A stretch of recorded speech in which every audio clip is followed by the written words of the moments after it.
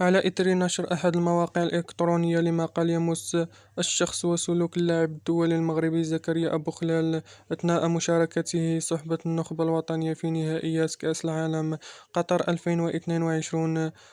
تنفي الجامعة الملكية المغربية لكرة القدم نفيا قاطعا الاتهامات الباطلة التي طالته في هذا المقال، حيث أبان اللاعب عن سلوكه مثالي إلى جانب زملائه من أجل تحقيق نتائج مشرفة للنخبة الوطنية في هذا المحفل العالمي. وإذ تعبر الجامعة الملكية المغربية لكرة القدم عن إدانتها الشديدة في تعاطي هذا الموقع الإلكتروني مع شخص وسلوك اللاعب زكريا أبو خلال، ومن خلاله لصورة المنتخب الوطني بكل فعالياته، كما تؤكد أنها ستلجأ إلى المساطر القانونية لحماية أعضاء المنتخب الوطني لكرة القدم، دحض كل ادعاءات باطلة تمس سلوكهم أو حياتهم الشخصية.